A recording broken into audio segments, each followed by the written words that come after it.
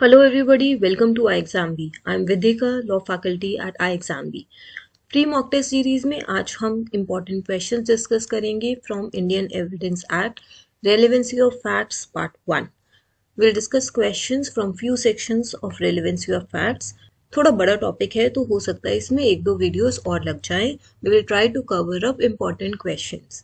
So let's start with the first question. An inscription on metal plate or stone is. It is a fact, document, opinion, motive or evidence. Correct answer is it is a document. ये आपके definitions में दिया हुआ है. Document के definition में document means any matter which is expressed or described upon any substance by means of letters, figures or marks or by more than one of those means intended to be used or which may be used for the purpose of recording that matter.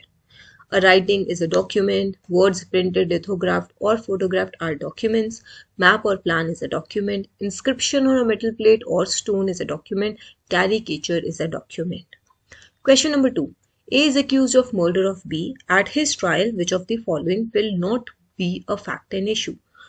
तो तीन type के facts की discussion होती है. एक तो होता है फैक्ट. फैक्ट में सब कुछ आता है. किसी ने कुछ सुना हो, किसी ने कुछ देखा हो, किसी ने कुछ परसीव किया हो. फिर उसके बाद आते हैं facts in issue. Facts in issue वो फैक्ट्स होते हैं जो किसी पर कोई लायबिलिटी या डिसेबिलिटी को आइदर एसर्ट करे या डिनाई करे. मतलब उन फैक्ट्स इन इशू को अगर प्रूव कर दिया जाए तो जो एक्यूज है वो या तो कन्विक्ट हो सकता है या इक्विट हो सकता है. तो main core of any offence जिसके बेसिस पे चार्जेस बनाए जाते हैं उनको फैक्ट इन इशू कहा जाता है. And the third one is relevant facts. Relevant facts are those facts which are somehow related to fact and issue और किसी न किसी तरीके से those facts become important because we are trying to prove that offense. So here the first one is A intended to cause B's death.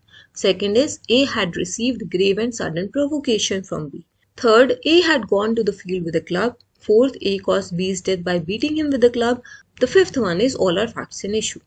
तो यहाँ पर जो ऑप्शन सी है that is not a fact and issue, क्योंकि अगर इस statement को stand alone देखा जाए A had gone to field with a club, तो इस स्टेटमेंट के बेसिस पे किसी को लायबल नहीं किया जा सकता. This can be relevant fact as preparation for the offence, but किसी को सजा नहीं दी जा सकती जस्ट बिकॉज वो किसी फील्ड में क्लब लेकर गया है.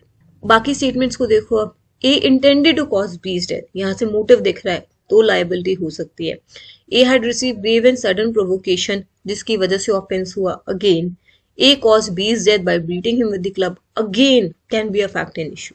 तो अगर फैक्ट एंड इशू की डेफिनेशन देखी जाए, expression fact and issue means and includes any fact from which either by itself or in connection with other facts the existence, non existence, nature or extent of any right, liability or disability asserted or denied in any suit or proceeding necessarily follows. Whenever under the provisions of the law for the time being in force, any court records a fact and issue, the fact is to be asserted or denied and the answer to such issue is a fact and issue. इसका मतलब जब भी कोई petitions file होती हैं तो जो prosecution है वो फैक्ट्स इन इशू लिखेंगे that this is the offense, that this was how the offense was committed, और उसके रिप्लाई में डिफेंस में उन फैक्ट एंड इशू को आइदर एक्सेप्ट किया जाएगा या डिनाई किया जाएगा. Question number 3. In case of murder by A of B which facts are relevant. तो यहाँ हम फैक्ट एंड इशू की बात नहीं कर रहे, रेलेवेंट फैक्ट्स की बात कर रहे हैं. That A immediately left the place of the crime before police reached, तो ये सब्सिक्वेंट कंडक्ट हो गया इसलिए रेलेवेंट है. That A told his friend about taking revenge for his wife's death, again a relevant fact क्योंकि इससे motive interpret हो सकता है. That A was seen fleeing with a knife immediately after murder of B, again subsequent conduct, ये भी दिख सकता है. That A left office early around the time of murder saying he has to go to the salon, तो यहाँ पर opportunity दिख रही है कि वो अपने ऑफिस से निकल गया क्योंकि उसको जाकर मर्डर करना है. तो हियर ऑल आर रेलेवेंट. ये आपके वेरियस सेक्शंस में डिफाइंड है. एक फैक्ट को रेलेवेंट फैक्ट कहा जाता है when the one is connected with the other in any of the ways referred to in the provisions of this act related to relevancy of facts. तो section 5 से 55 आपका relevant facts की discussion करता है. Question number 4. The question is whether A committed a crime at Calcutta on a certain day. The fact that A was at Delhi is relevant. पहली चीज तो ए को एक्यूज किया जा रहा है कि उसने कैलकाटा में क्राइम किया है और ए बोल रहा है कि वो उस वक्त दिल्ली में था, तो ये रेलिवेंट तो होगा, बट कहाँ पर रेलिवेंट होगा और कैसे? As a motive for fact and issue, as introductory to fact and issue, as preparation, as it makes existence of fact and issue highly improbable, as it describes the state of things. तो क्योंकि ए कह रहा है कि वो उस वक्त दिल्ली में था, तो उसकी कैलकाटा में होने की प्रोबेबिलिटी बहुत ही मुश्किल हो गई है. That is why this fact is relevant, as it makes the existence of fact and issue highly improbable. Answer is D. ये आपका section number 11 of Indian evidence act में दिया हुआ है. When facts not otherwise relevant become relevant. Facts not otherwise relevant are relevant if they are inconsistent with any fact and issue or relevant fact. If by themselves or in connection with other facts they make the existence or non-existence of any fact and issue or relevant fact highly probable or improbable. इसको आप plea of alibi भी बोलते हो. अगर आपने Drishyam movie देखी हो तो उसमें प्ले ऑफ एलिबाई को यूज किया हुआ है, काफी हद तक यूज किया हुआ है. That the person was not available at the scene of crime, क्योंकि वो कहीं और था. Question number 5. Section 14 of evidence act makes relevant the facts which show the existence of any state of body or bodily feeling, any state of mind, either state of mind or of body or bodily feeling, particular state of mind and state of body, none of the above. Answer is C.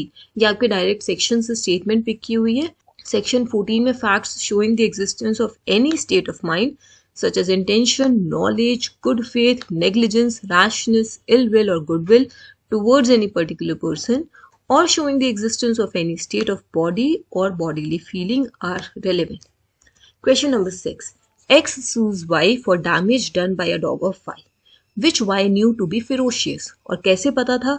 The fact that the dog had previously bit A, B and C are relevant.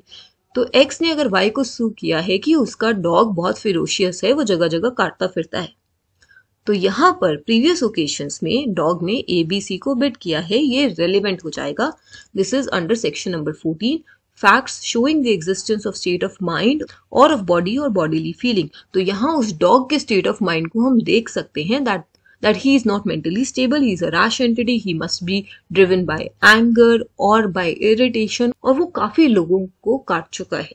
Question number 7. Which of the following statements is correct? Admissions could be oral only, admissions could be documentary only, admissions and confessions have same meaning, they have different meaning, admissions are a matter in criminal trial. Correct answer is D. Admissions and confessions are different meaning. Now what is the difference? क्या ये same है? नहीं. पहले तो ये देखते हैं, admissions oral भी हो सकते हैं, डॉक्यूमेंट्री भी हो सकते हैं, इलेक्ट्रॉनिक फॉर्म में भी हो सकते हैं. एडमिशंस और कन्फेशंस का मतलब अलग अलग है और एडमिशंस दोनों सिविल और क्रिमिनल ट्रायल में मैटर करते हैं. अब एडमिशन क्या होता है? किसी भी केस से रिलेटेड कोई भी स्टेटमेंट देना एडमिशन होता है. It can be related to fact and issue, it can be related to relevant fact. कोई भी पर्सन स्टेटमेंट दे रहा है किसी भी केस से रिलेटेड, उसे एडमिशन बोलते हैं. बट जो कन्फेशन होता है वो स्टेटमेंट्स होती हैं जो एक्यूज्ड दे रहा है एडमिटिंग टू द गिल्ट और टेलिंग अबाउट द सर्कमस्टांसेस कि उसने ऑफेंस कैसा किया है, मतलब वो क्राइम को कन्फेस कर रहा है. Question number 8. The general rule is that admissions are proved against the maker. The provision providing exception to the rule is, the correct answer is C, section 21. तो जो भी इंसान एडमिट कर रहा है कोई स्टेटमेंट, उसके अगेंस्ट वो स्टेटमेंट यूज की जा सकती है. हाउएवर एक्सेप्शंस आर देयर जब वो पर्सन खुद अपने एडमिशंस को रेफर करके उनको प्रूव कर सकता है. ये आपके सेक्शन नंबर 21 में दिया हुआ है. Proof of admissions against person making them and by or on their behalf. They are mostly relevant and may be proved as against the person who makes them or his representative in interest. They cannot be proved by or on their behalf. कोई खुद नहीं कह सकता कि मैंने 10 दिन पहले ये एडमिट किया था इसलिए वो सही है. बट हाँ, ऑपोजिट पार्टी ये बोल सकती है कि आपने 10 दिन पहले ये एडमिट किया था, अब आप इससे मुकर नहीं सकते. But there are certain exceptions in this case. The first exception is admission may be proved by or on behalf of a person making it when it is of such a nature that if the person making it were dead. अब किसी ने 10 दिन पहले कोई admission दिया है और उसकी डेथ हो गई, तो उसका रिप्रेजेंटेटिव बोल सकता है कि डिसीज्ड ने 10 दिन पहले ये स्टेटमेंट दी थी और उसको प्रूव कर सकता है, उसको यूज कर सकता है. Second is admission may be proved by or on behalf of person making it if it is a statement with respect to the state of mind or body which is relevant और an issue with respect to the state of mind or body. For example, अगर अब यहाँ पे एक victim है, उसका कोई हाथापाई हुई थी और वो सीरियसली इंजर हुआ था, तो वो हॉस्पिटल में गया था। हॉस्पिटल में MLR लिखी गई, उसमें उसकी सारी इंजरीज लिखी गई, उसमें उसने स्टेटमेंट दी कि मुझे इतना पेन हुआ है, मुझे इस इंसान ने मारा है, मुझे यहाँ चोट आई है। अब वो केस कोर्ट में गया, कोर्ट में क्वेश्चंस उठे कि क्या हुआ था उस टाइम। वो अपनी इन स्टेटमेंट्स को रेफर कर रहा है, telling the state of mind और बॉडी। मैं उस वक्त इस मेंटल टॉर्चर में था, मैं उस वक्त इस बॉडीली पेन में था। तो यहाँ पर the statements can be proved by the person making them. Another is admission may be proved by or on behalf of a person making it if it is relevant otherwise than as admission. तो अगर कोई statement relevancy of fact में किसी और तरीके से भी valid है तो वो पर्सन खुद उसको प्रूव कर सकता है, खुद उस पर रिलाई कर सकता है. Moving to question 9. A relevant confession becomes irrelevant when the correct answer is made to a police officer. Promise of secrecy, drunk state, deception practice या फिर inferred from certain answers to questions need not be answered.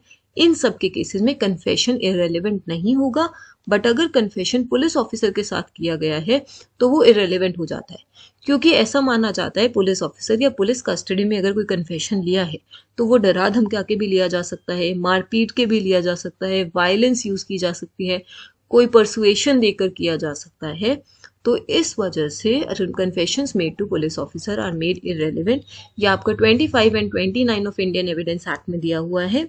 25 talks about confession made to the police officer is not relevant, cannot be proved, और बाकी सब confessions otherwise relevant, वो सभी confessions relevant हैं तो वो irrelevant नहीं बनेंगे, क्योंकि ये बोला गया promise of secrecy में कि तुम मुझे बता दो, मैं किसी को नहीं बताऊंगा.